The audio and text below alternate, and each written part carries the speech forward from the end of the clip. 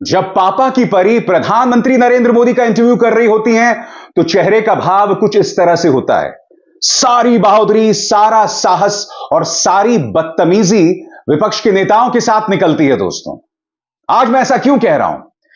क्योंकि कल से सोशल मीडिया पर कुछ क्लिप्स वायरल हो रहे हैं आज तक न्यूज चैनल के। इसके अंदर कांग्रेस की नेता रागिनी नायक आज तक की न्यूज एंकर से सवाल कर रही हैं कि आप प्रधानमंत्री नरेंद्र मोदी से सवाल क्यों नहीं करती कि 10 साल में आपने प्रेस कॉन्फ्रेंस क्यों नहीं किया। इस पूरे कार्यक्रम में जिसके क्लिप्स वायरल हो रहे हैं सोशल मीडिया पर, ये जो एंकर हैं, ये जो पापा की परी हैं, वो लगातार रागिनी नायक के साथ बदतमीजी करते हुए कह रही हैं कि आप झूठ बोल रही हैं, आप झूठ बोल रही हैं।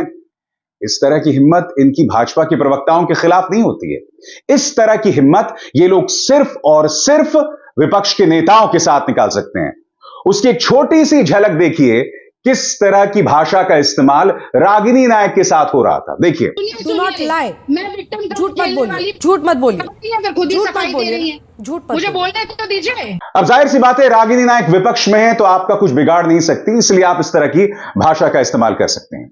रागिनी नायक ने एक बहुत ही सरल सा सवाल पूछा था कि क्या आपने प्रधानमंत्री से सवाल पूछा कि पिछले 10 सालों में आपने प्रेस कॉन्फ्रेंस किया कि नहीं।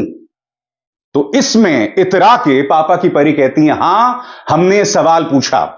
दिलचस्प बात यह है दोस्तों, और इसका जिक्र मैं पहले अपने कार्यक्रम में कर चुका हूं, जिस अंदाज में सवाल पूछा गया था कि आपने पिछले 10 सालों में प्रेस कॉन्फ्रेंस क्यों नहीं किया, वो चाटुकारिता की सबसे शर्मनाक मिसाल है।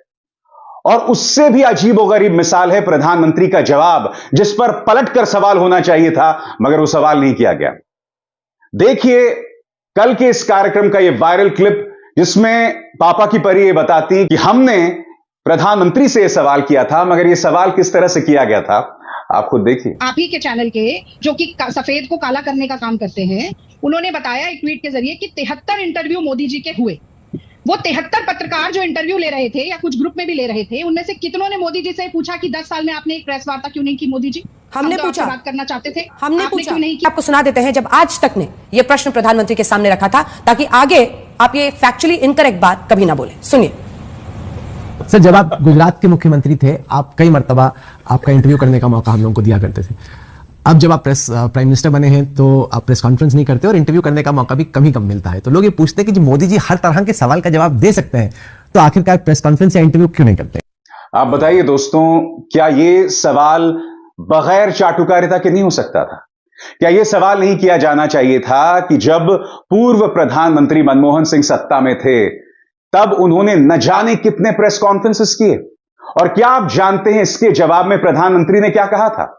इसके जवाब में प्रधानमंत्री मोदी ने कहा था कि मैं प्रेस कॉन्फ्रेंस इसलिए नहीं करता हूं क्योंकि मैं अपनी बात डायरेक्टली जनता तक पहुंचाता हूं। फिर वो आगे ये भी कहते हैं कि आजकल की जो पत्रकारिता है वो निष्पक्ष नहीं है।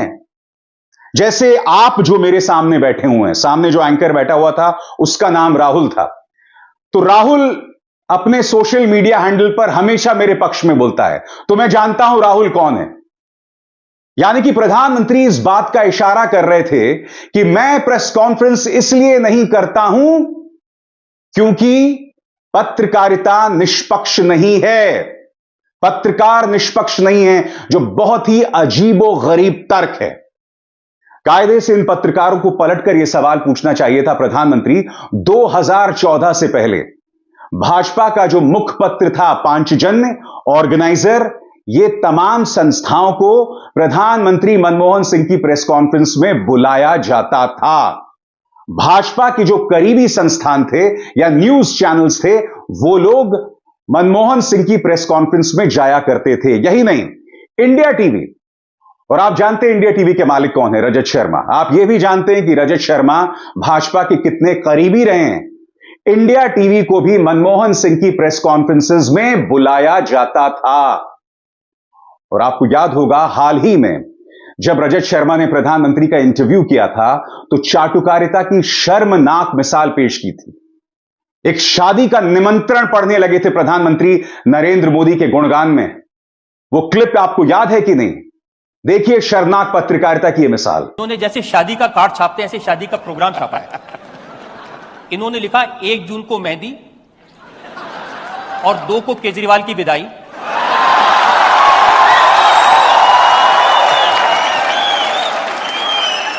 4 जून को ब्रेकफास्ट और उसके बाद हल्दी और लंच पे रोना धोना शुरू। 3 बजे ईवीएम की डोली में वापसी, 5 बजे विपक्ष की विदाई, 6 बजे विदाई का रोना और 7 बजे पप्पू जाएंगे इटली। और फिर प्रधानमंत्री नरेंद्र मोदी एएनआई को दिए गए इंटरव्यू में यह कहते हैं कि आप लोगों की विपक्ष से सवाल पूछने की हिम्मत नहीं है। सुनिए एएनआई के इंटरव्यू में प्रधानमंत्री ने क्या कहा था। मीडिया वाले रिसर्च करें कि भाई सरकार के लिए क्या सवाल पूछने चाहिए, प्रधानमंत्री को क्या सवाल पूछना चाहिए। जो कूड़ा कचरा फेंक रहा है उसको पूछो ना, भाई तुम ये जो कह रहे इसका सबूत क्या है, कानून नियम क्या है, उसको पूछो ना। उसकी आपकी हिम्मत नहीं है। दोस्तों, मुद्दा सिर्फ आज तक की इस पापा की परी का नहीं है। इसी चैनल की जितनी भी पापा की परियां हैं वो सिर्फ और सिर्फ विपक्ष से भिड़ती रहती हैं, जबकि आप जानते हैं सत्ता में कौन है, बीजेपी है। जवाबदेही किसकी है, बीजेपी की है। मगर ये तमाम एंकर्स सिर्फ विपक्ष से भिड़ती रहती हैं। मैं आपको याद दिलाना चाहूंगा, इसी पापा की परी ने यह कार्यक्रम किया था, इंडिया के पापा। आजाद भारत के इतिहास में एक संबित पात्रा थे जिन्होंने प्रधानमंत्री नरेंद्र मोदी को देश का बाप बताया था, और फिर ये पापा की परी, और फिर ये निष्पक्ष होने का दावा करती हैं। दोस्तों, हकीकत यह है कि पत्रकारिता किस तरह से बदल गई है 2014 के बाद ना, उसकी मैं आपको एक छोटी सी मिसाल देना चाहता हूं। रिपब्लिक का यह संपादक जो आज की तारीख में परम चाटुकार बना हुआ है भाजपा का, परम मतलब परम चाटुकार। देखिए 2014 से पहले मनमोहन सिंह से किस तरह से सवाल करता था और पूर्व प्रधानमंत्री मनमोहन सिंह उसका जवाब भी देते थे। और फिर आज, अभी कुछ ही दिनों पहले, यह प्रधानमंत्री नरेंद्र मोदी की किस तरह से चाटुकारिता कर रहा है।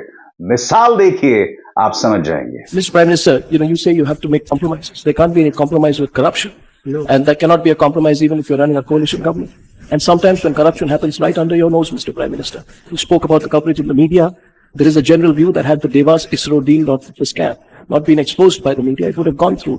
My specific question to you on the Devas ISRO deal is this, that there are people in your government, allegedly people in the Prime Minister's office, there are people in the closed bureaucracy who were in the know about the deal after the decision to blacklist the company was taken in July.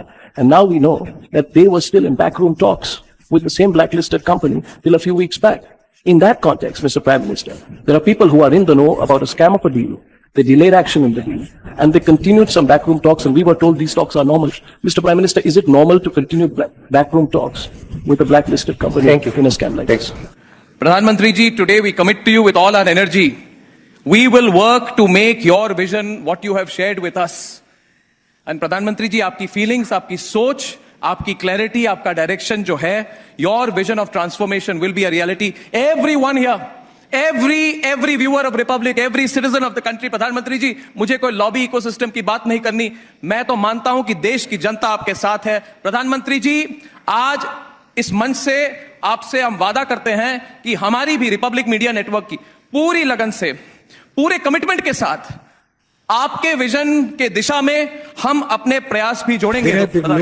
तो देखा आपने, इसी से पता चल जाता है कि भारतीय पत्रकारिता की क्या हालत है. अब आप समझे कि पापा की परियां आखिर प्रधानमंत्री से क्यों कहती हैं कि आप टॉनिक कौन सा पीते हैं. अब आप समझे वो पापा की परियां जो भाजपा की प्रवक्ता बनी हुई हैं, उनकी जिंदगी का सिर्फ एकमात्र लक्ष्य है कि बनारस की किसी सीट से विधायक का चुनाव लड़ने का मौका मिल जाए.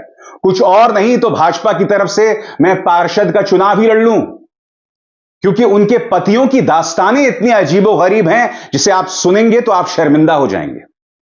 इनमें से कई ऐसी पापा की परियां हैं जिनका समानांतर तौर पर बिजनेस चल रहा है, और इस बिजनेस के लिए इन्हें कथित तौर पर भाजपा की मदद मिली है. ये वो तमाम पापा की परियां हैं जो जानती हैं इन्हें अपने गिरबान में झांकने की जरूरत है कि तुम रागिनी नायक या कांग्रेस के नेताओं पर तो चढ़ते हो, या आखिर क्यों भाजपा से इस तेवर में सवाल नहीं कर पाते हैं। मैं आपसे सवाल पूछना चाहता हूं, जिस अंदाज में रागिनी नायक को झूठा और न जाने किन किन शब्दों से नवाजा गया था, क्या कभी इस तरह से ये लोग भाजपा के किसी नेता के साथ भिड़ते हैं? कभी भिड़ते हुए देखा है? सवाल ही नहीं है।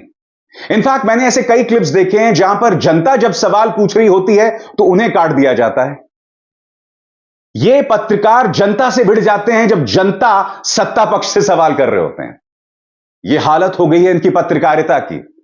इसीलिए इस गोदी मीडिया में विश्वास नहीं किया जा सकता, और इसीलिए मैं बार बार आपसे कहता हूं, लगातार आपसे कहता हूं कि जो पूरी व्यवस्था है, पूरा जो प्रचार तंत्र है, वो विपक्ष के खिलाफ है, क्योंकि यह मीडिया जो भारत के 99% घरों तक पहुंचता है, वो पूरी तरह से भाजपा की नौकरी बजा रहा है, उनके सामने नतमस्तक है, उनसे सवाल तक नहीं करता है। दोस्तों, मैं नहीं भूला हूं कि आज तक न्यूज चैनल के उसी इंटरव्यू में प्रधानमंत्री नरेंद्र मोदी ने कहा था कि कौन राहुल, जब राहुल गांधी की चर्चा हुई थी, तब गब्बर सिंह की सेना की तरह वो चारों ठहाके मार रहे थे। याद है कि नहीं आपको? फिर से देखिए। राहुल ने सर जो ये अमीरी गरीबी की बात की। कौन राहुल? हमारे वाले राहुल। तो वो आपके वाले नहीं है। मैं नहीं भूला हूं दोस्तों, आज तक के वो 4 एंकर्स जो प्रधानमंत्री नरेंद्र मोदी का इंटरव्यू कर रहे थे, उनमें से एक ने अब से कुछ महीनों पहले एक कार्यक्रम किया था। याद है आपको, मोरबी पुल हादसा? उसके लिए उस तिहाड़ रिटर्न्ड पत्रकार ने, जो लोग मारे गए थे, दोष उन पर मढ़ा था।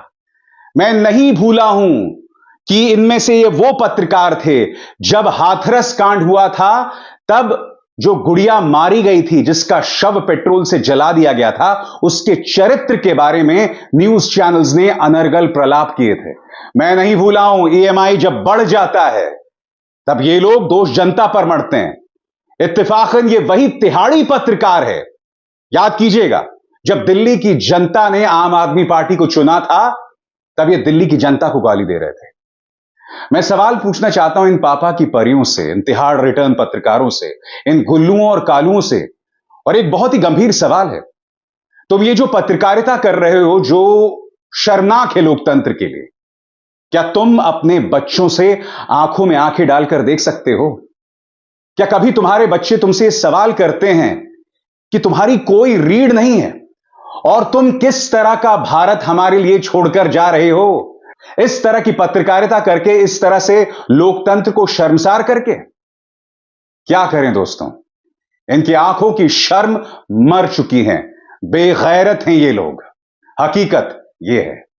तो आप बताइए ना दोस्तों, क्या आप इन्हें पत्रकार कहेंगे? क्या इनमें हिम्मत है प्रधानमंत्री नरेंद्र मोदी से यह सवाल करने की कि प्रधानमंत्री, जब से आप प्रधानमंत्री बने हैं, आपने विदेशी दौरों में अपने साथ पत्रकारों को ले जाना बंद कर दिया है। आपने अपने प्लेन में पत्रकारों को ले जाना बंद कर दिया है। और फिर इनका प्रचार तंत्र यह कहता है कि प्रधानमंत्री नरेंद्र मोदी ने इसलिए यह सब बंद कर दिया क्योंकि वो चाहते थे कि पत्रकारों की मौज जो है वो खत्म हो जाए। तो मैं आपको बताना चाहता हूं दोस्तों कि मैं प्रधानमंत्री के विमान में 3 बार गया हूं। एक बार अटल जी के साथ जब वो चाइना गए थे, एक बार मनमोहन सिंह के साथ जब वो मालदीव्स गए थे, और एक बार फिर मनमोहन सिंह के साथ जब वो रूस गए थे। और आप जानते हैं प्रधानमंत्री के विमान में जाने की सबसे बड़ी वजह क्या होती है? जब वो दौरा खत्म होता है ना दोस्तों, तो प्रधानमंत्री एक प्रेस कॉन्फ्रेंस किया करते थे। हम प्रधानमंत्री के विमान में इसीलिए जाना चाहते थे क्योंकि दौरे के बाद हम प्रधानमंत्री से रूबरू हो सकते थे। और पूर्व प्रधानमंत्री मनमोहन सिंह ने अपने हर विदेशी दौरे के बाद पत्रकारों को संबोधित किया था। यहां तक कि स्वर्गीय अटल बिहारी वाजपेयी ने भी अपने हर विदेशी दौरे के बाद विमान में, प्रधानमंत्री के विमान में पत्रकारों को संबोधित किया। तो प्रधानमंत्री से सवाल पूछा जाना चाहिए, उनके प्रचार तंत्र से सवाल पूछा जाना चाहिए कि क्या स्वर्गीय अटल बिहारी वाजपेयी पत्रकारों की मौज करवा रहे थे? नहीं, यह सब झूठा प्रचार है। यह आपको ब्रेन वॉश करने का तरीका है कि प्रधानमंत्री नरेंद्र मोदी ने अपने विमान, अपने आधिकारिक विमान में पत्रकारों को ले जाना इसलिए बंद कर दिया क्योंकि वो पत्रकारों की मौज रुकवाना चाहते थे। नहीं साहब, आप प्रेस कॉन्फ्रेंस संबोधित नहीं करना चाहते थे।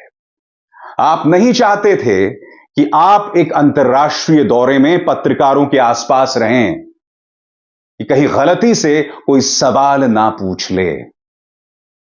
आप उन सवालों से बचना चाहते हैं प्रधानमंत्री, और ये पापा की परियां आपसे सवाल नहीं पूछ सकती हैं। जब आप जवाब देते रहते हैं और कई बार वो जवाब जो होते हैं तर्कों से परे होते हैं। मसलन अभी हाल ही में आपने एबीपी न्यूज को इंटरव्यू दिया था जिसमें आपने कहा था कि 80 के दशक से पहले महात्मा गांधी को कोई नहीं जानता था। तब एक अन्य पापा की परी इस तरह से आपका चेहरा देख रही थी। इन लोगों के पास इसके अलावा कोई विकल्प नहीं है। इसीलिए मीडिया की इस कदर दुर्गति है। तथ्यों पर पलटकर प्रधानमंत्री से सवाल पूछने की हिम्मत नहीं है इन लोगों की। ये आपकी आवाज उठाएंगे, ये पत्रकार होने का दावा करेंगे, सवाल ही नहीं है दोस्तों। अभिसार शर्मा को दीजिए इजाजत। नमस्कार।